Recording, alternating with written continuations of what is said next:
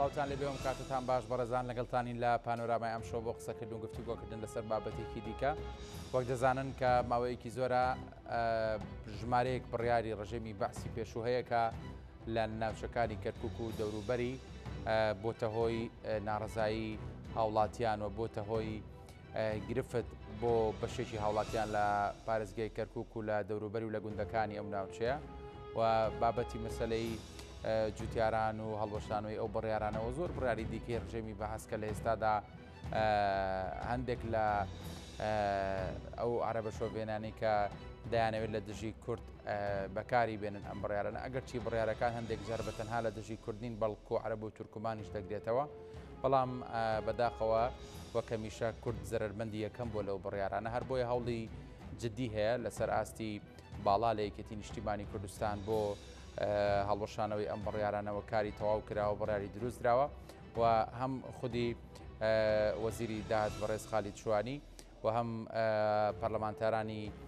یەکێتی نیشتیمانی کوردستان لە ئەنجومەنی نوێنەرانی عێراق و خودی سەرۆکۆمار هەموو ئەمانە لەسەر هێڵن بۆ هەڵوەشانەوەی ئەم بڕیارانە دەمەوێت زانێری زیاتر وەربگرم سەپارەت بە هەڵوەشانەوەی بڕیارەکان و چی کراوە بۆەوەی کە جارێکی تر بڕیاری لەم شێوەیە بەرەوکی هاوڵاتیانی کورد و هاوڵاتیانی نەتەوە جیاوازەکانی دیکەش نەکرێتەوە لە کەرکووک و دەوروبەری دەمەوێت قسەی زیاتر بکەم لەسەر ئەم بابەتە ڕاستەخۆ لە بەغداوە لەگەڵ زۆر بەڕێز دکتۆر کەریم شکور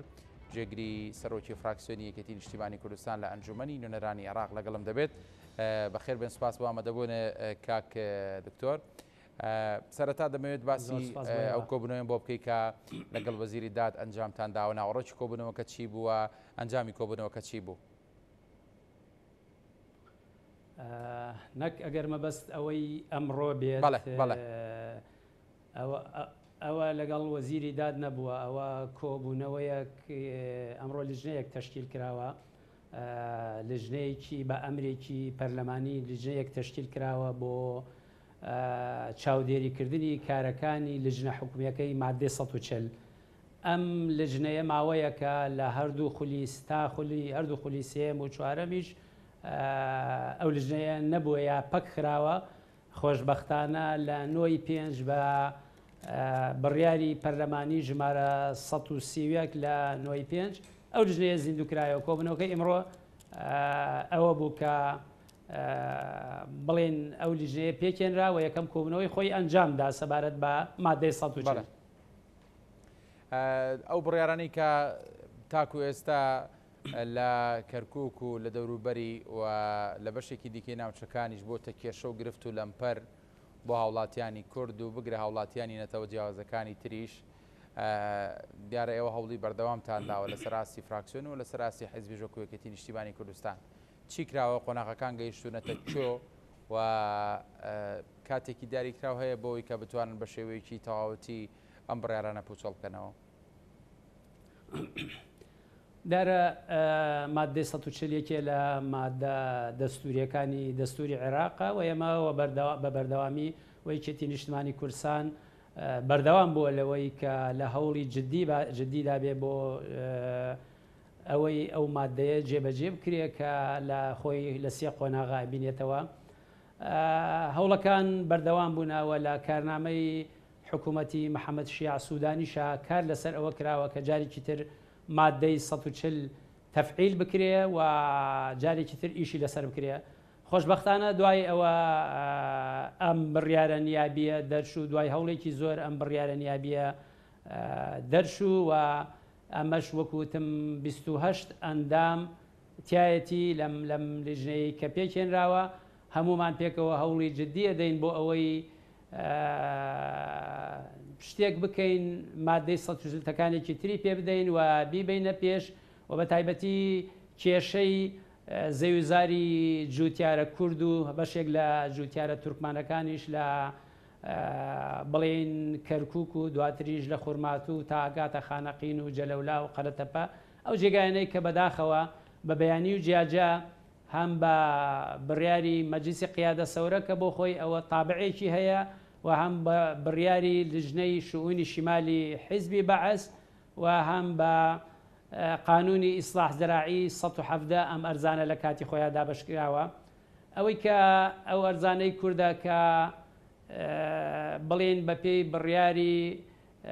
مەجلیسی قیادەی سەورەیە پێی ئەڵێن ئیستیملاک یعنی ئەرز لە کورد سەنراوەتەوە لە تورکمانیش بەشێک لە تورکمانیش لە کەرکووک و لە خورمات و لە شوێنەکانی ترش وەرگیراوەتەوە و ئیستیملاک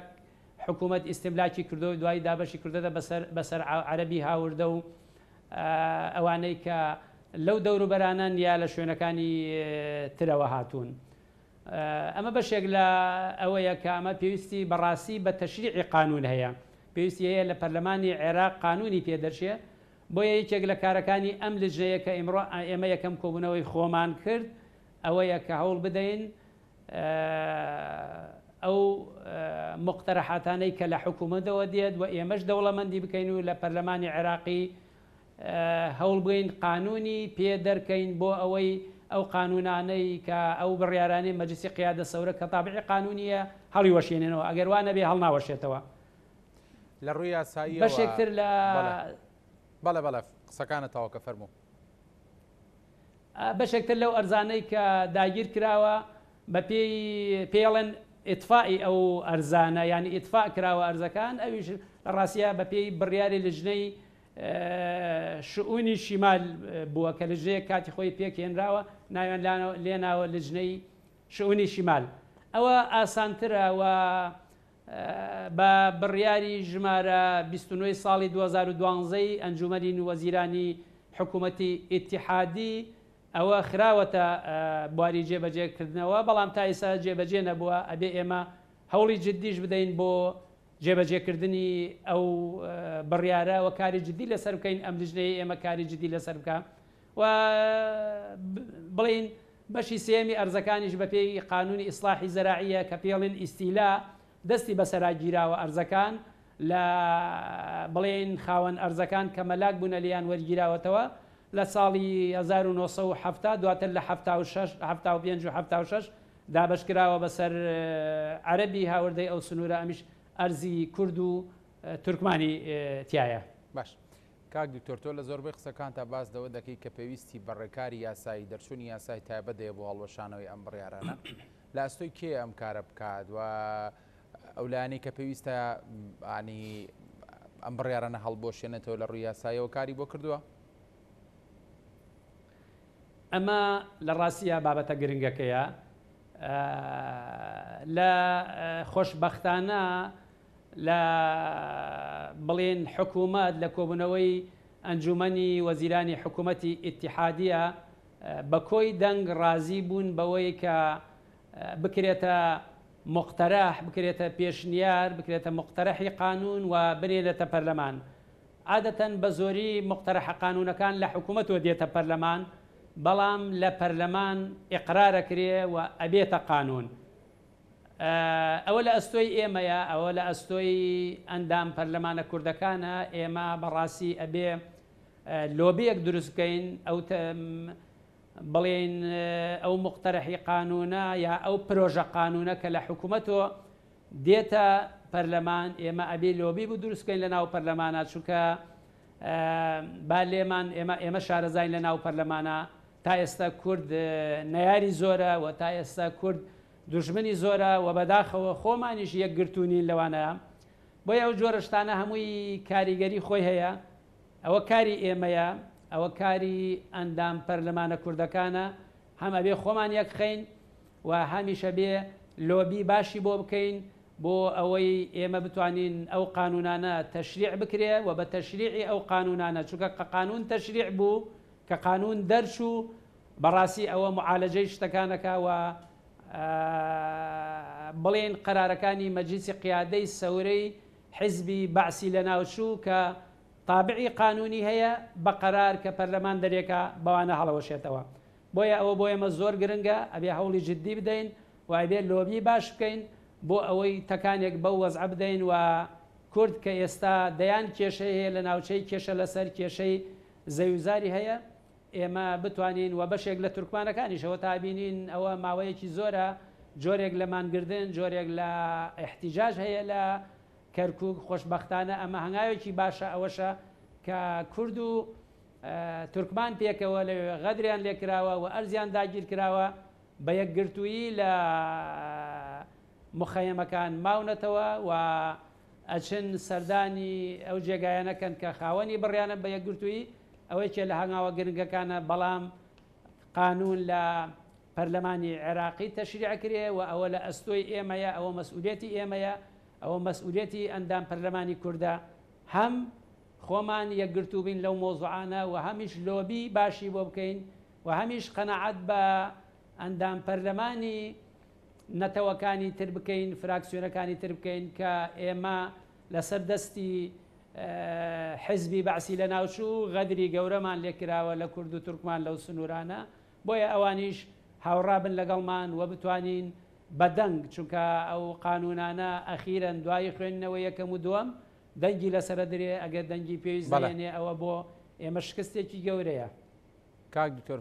دەرفەتێکی باش لە بەردەم ئێوەی پەرلەمانتارانی کوردایە لەوەی کە ئێستا وەزیری داد وەزیرێکی کورداوە جەنابی کاک خالی شوانیەوە خۆشت دەزانی لە ماوەکانی ڕابردوو لە خۆلەکانی پێشودا پەرلەمانتار بووە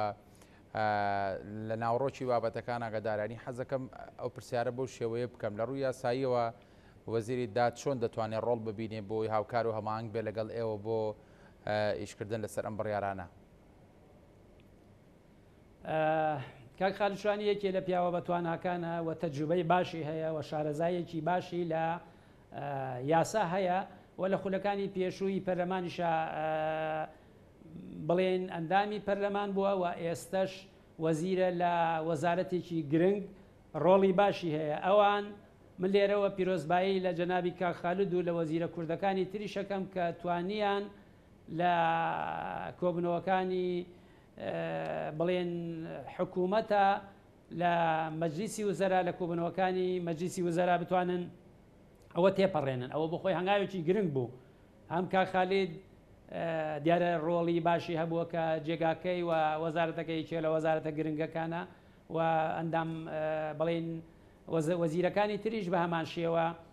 ئەچیت ڕۆڵیان هەبووە و توانیانە کاریگەریە لەسەر وەزیرەکانی تری نەتەوەکانی تر دروست بکەن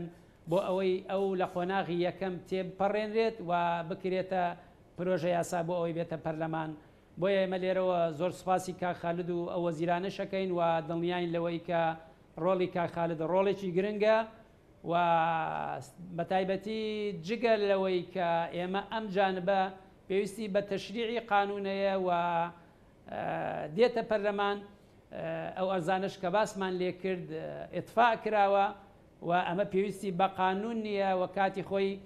بڵێن لە کاتی جەنابی مالیکیە لە ساڵی 2012 بڕیاری ژمارە 29 دەرچووە بۆ ئەوەی ئیش بکرێت لەسەر ئەو ئەرزانە و هەڵوەشێنێتەوە بڕیارەکانی لجنەی شئونی شیمالی پێڵێن کە ئەو بڕیارانە هەڵبۆشێنێتەوە بەشێکی زۆر لە جوتیارانی کورد لێی سوودمەند دەبن. ئەوەش دەوری کاک خالد و وەزیرەکانی تریتایە بۆ یێواشواش بەرەو ئاقاری جێبەجێکردن و ئەوانەیە بەرن. بەڵێ خۆ دەزانی دانی هەڵوەشانەوەی ئەم بڕیارانە بەتەنها کورد لەی سوودبەد نابێ بەڵکو نەتەوەکانی دیکەی وەک تورکمان و نەتەوە جیازەکانی دیکەش لە بەشێک لەم بڕیارە ناگەر هەڵبوەشێتەوە سوودمەند دەبن. ئەو لایەنانە هاوکارن لەگەڵ کورددا بۆ ئەوی کار لەسەر ئەم بڕیارانە بکەن؟ ئەوەی کەم ئاماژەم پێ کرد خۆشبەختانە ئەوە لە کەرکووک دروست بووە بڵێن کورد و تورکمان پێکەوە لەسەر ئەو مۆزوعە کارەکەن و هەوڵی جددیەدەن و ئەدەن لەو دەرگایانەی کە پێویستەکە بۆ چارەسەرکردنی ئەو کێشەیە. ئەوە ئەهمیەتی گەورەی هەیە و لەم لژنەیەی کە ئەمڕۆ ئێمە یەکەم کۆبوونەوەمان ئەنجامدا خۆشبەختانە لێرەش ئێمە هیچ معارەزەیەکمان نەبینی. 27 ئەندامی پەرلەمان ئەمڕۆ ئێمە کۆبوونەوەمان کرد کە پێڵێن ئەمە لژنەیەکی پەرلەمانی بۆ باڵپشتی لژنە حکوومیەکە. لێرەش لە ڕاستیە هیچ معارەزەیەک نەبوو لە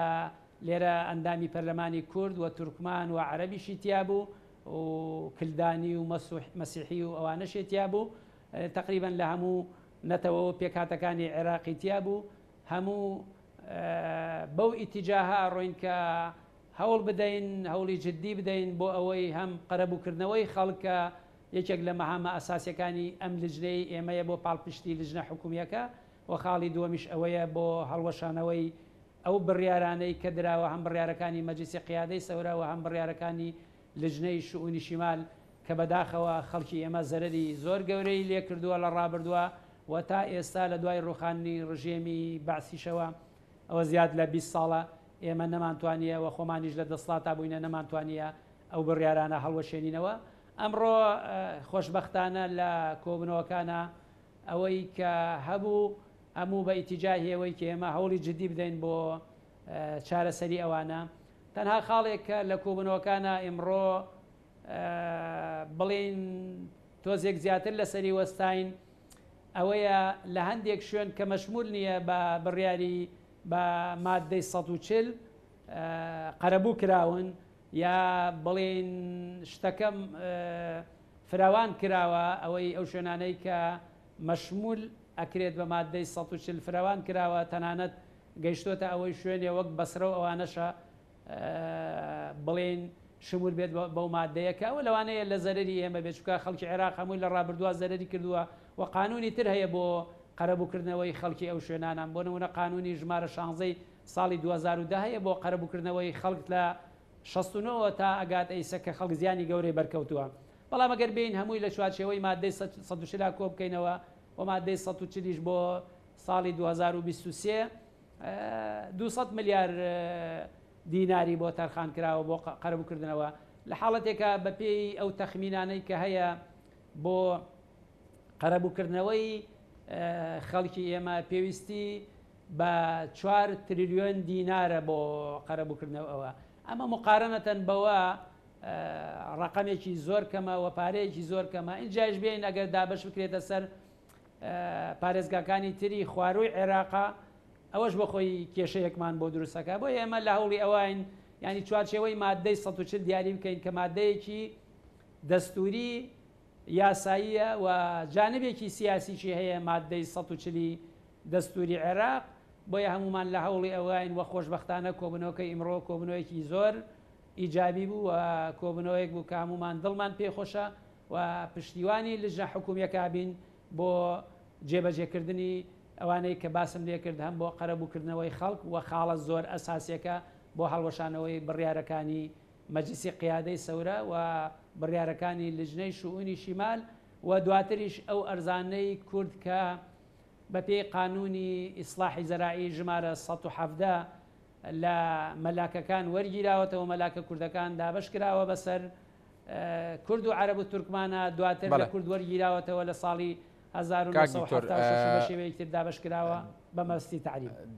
دەزانیت دەماوەکانی ڕابردوو بەڕێز قوبات تاڵەبانی جێگری سەرۆکی حکوومەت هەرێمی کوردستان سەرۆکی ناوچە کوردستانەکانی دەروی هەرێمی ڕاستپارت کە لەسەر خەت بێ لەگەڵ بەرپرسانی بەغدا و کۆبنەوەی لەگەڵ سەرۆک کۆمار و لەگەڵ سەرۆکی لیژنەی مادەی 140 بەشێک لەو بەرپرسانی دیکە کرد بۆ چارەسەری ئەو کێشانەی کە ئێستا جەنابیشت لە قسەکانەدا ئاماژەت پێکردیان. ئێمە ئەوە لە تۆ بپرسم تا چەند گرنگە بۆ ئێوە پاڵپشتیکردن و سەپۆرتکردنی حکوومەتی هەرێم بۆ کارەکانتان؟ ئەو جوڵانەی کە کاکفەهمی کردی لە فترەی ڕابردووە لە ڕاستیە ئەهمیەتی گەورەی هەبوو و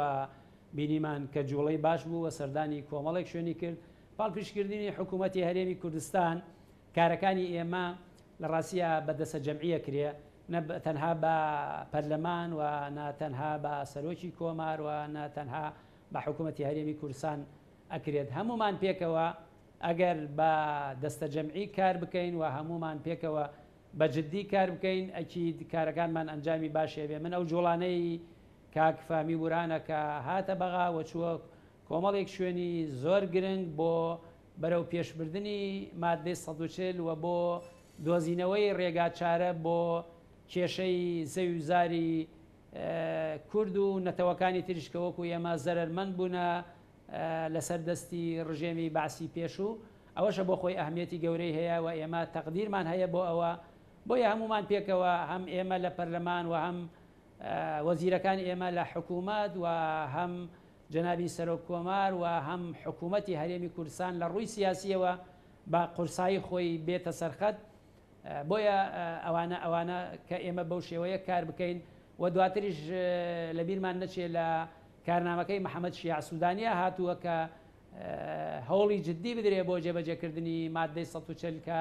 کارنامەکە کارنامەیەکی سیاسیە و پێشتر ئێمە لەسەری ڕێک کەوتوین و ئیشمان لەسەری کردووە بۆیە نەتەوەکانتر لەوانەیە بەرامبەر ئەوە بۆ نمونە سونە بەرامبەر ئەوە داوای عفووی کردووە بۆ هەندێک لەو زیندانیانەی کە هەیە ئێمە توانین لەو چوارچێوەیە جۆرێک لە لۆبی لەگەڵ ئەوانشا دروستکەین جۆرێک لە تەنسیق و هەماهەنگی لەگەڵ ئەوانە دروست بکەین بۆ ئەوەی هەمومان پێکەوە بتوانین جارێکی تر تەکانێکی باش بە مادەی 140 بدەین و خەڵکی ئێمە بەداخەوە کە بەردەوام لە کەرکووک و سەرگەڕانەوە تا ئاگاتە خورمات و جەلەولا و قەرەتەپە و خانەقین بەردەوامە بینین بەداخەوە لەم دۆخەیە لەم وەزعی کە ئەمە حکوومەتی ئێمە دوای حکوومەتی هەڵوەشانەوەی دەسڵاتی بەعسوانەیە ئەچنە سەر ئەرزوو ئەرازی کورد و هەندێک جار لێرە و لەوێش بەداخەوە یەکە سەربازیەکان پشتیوانی ئەو جۆرە خەڵکان ناکەن کە ئەوان ئەرزەکان بە پێی بڕیاری حکوومەتی بەعس و بە پێی ئەو بڕیارانەی کە باسمان کرد لە سەریان تەملی کراوە و خۆشیان باش ئەزانن ئەوە بڵێن غەدرێکە لە کورد کراوە ئەوە زۆڵمێکە لە کورد کراوە ئەبینین ڕۆژانە ئەوانە ڕۆدا بۆیە ئەگەر ئێمە بۆ قورسایە بینە سەرخەت وەکو باسم کرد و حکوومەتی هەرێمی کوردستانیش بەردەوام بێ لەگەڵ ئێمە و لەگەڵ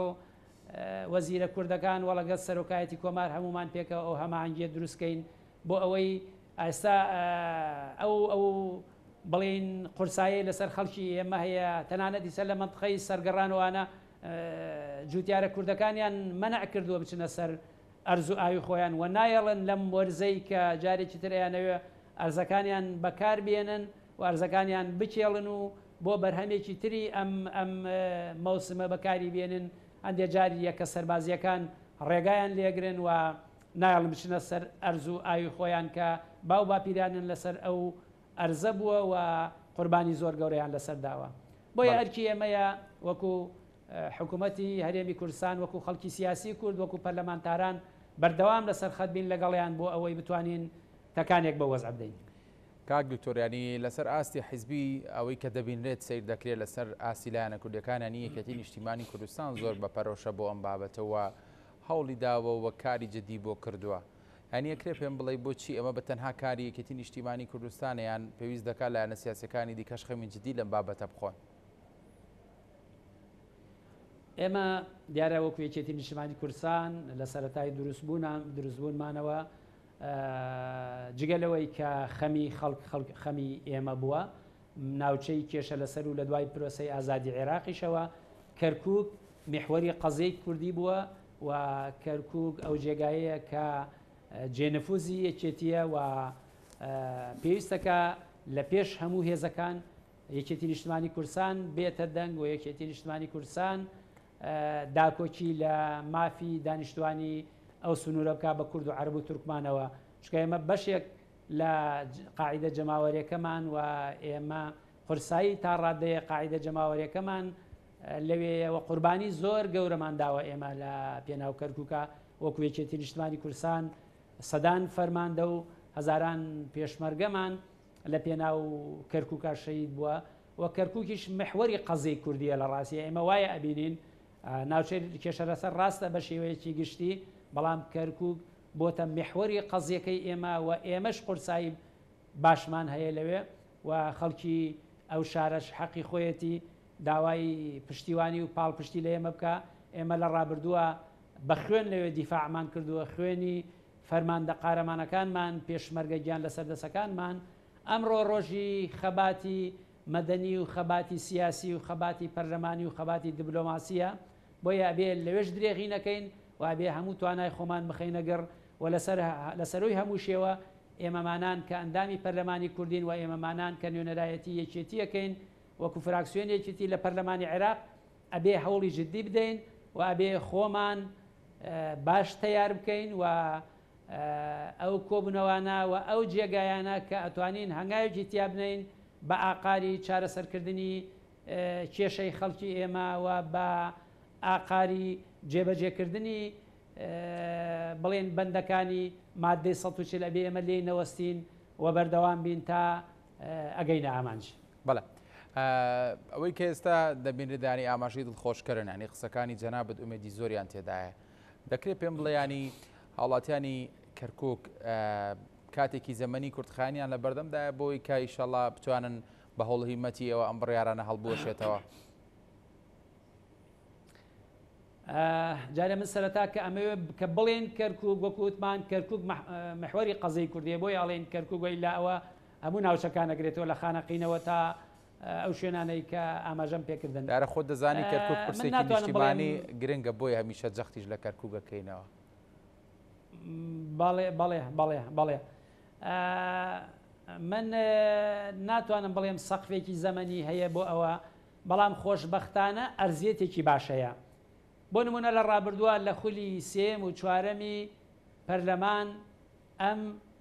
لژنەیە نەبووە. ئێستا ئەم لژنەیە بە بڕیارێکی نیابی تەشکیل کراوە و کەسێکی کورد کە دکتۆر شاخەوانە سەرپەرشتی ئەم لژنەیەکە و ژمارەیە باش کوردیشی تایە، بۆیە هەمومان پێکەوە هەوڵی جددیە دەین و ئەکید ئەتوانین ئەم قەزێ بەرەو پێشبەرین و ئێستش ئەم حکوومەتی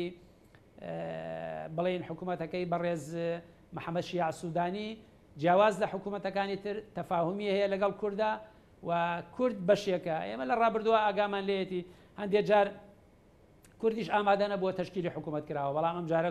کورد قورسایی هەیە و حیسابی بۆ کراوە و توانیمان وا بکەین بێ کورد حکوومەت تەشکیل نەکرێ و لە کارنامەکەی محەممەد شیع سوودانیا کۆمەڵێک بابەت بچەسبێنین کە یەکێ لەوانە مۆزوعی مادەی 140 کە یەکێتی نیشتمانی کوردستان داکۆکیکاری سەرەکی بوو لەم مۆزوعە. بۆیە سەقفێکی زەمەنی نییە و ئەمانە بە سەقفی زەمەنی جێبەجێ نابێ، بەڵام ئێمە ئومێدمان زۆرە و بابەتەکە هی ئەوەیە کە کاری لەسەر بکرێ و ئەرزیەتەکە هەیە بۆ ئەوەی کاری لەسەر بکرێ. هەمومان پێکەوە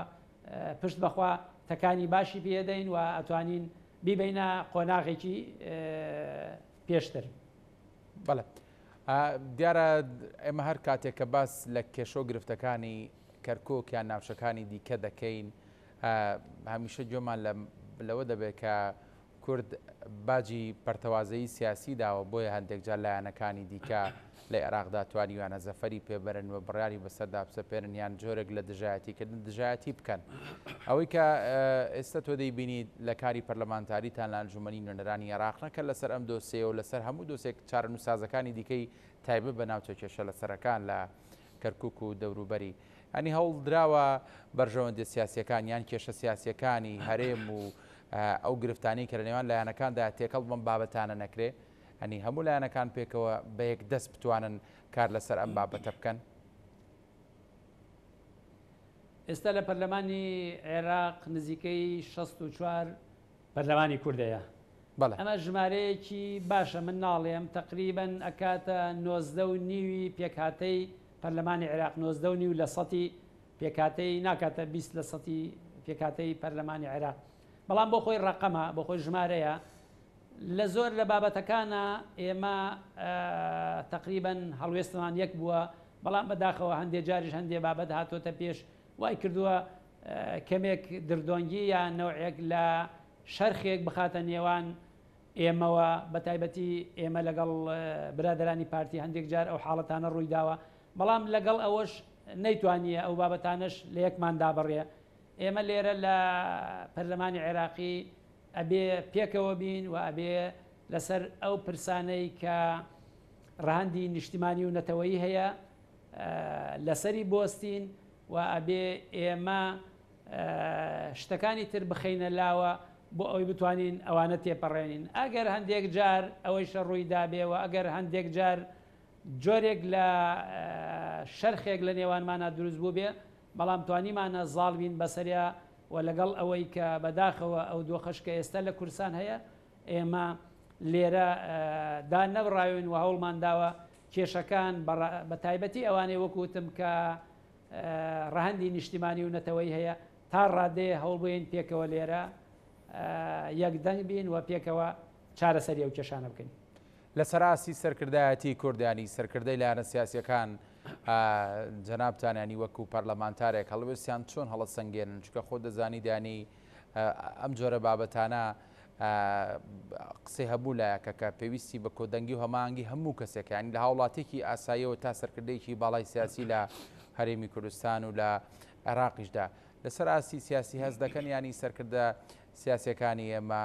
هاوخەم و هاوسۆزن لەگەڵتانە بۆی کام کێشانە چارەسەر بێ بەبێ جیاوازی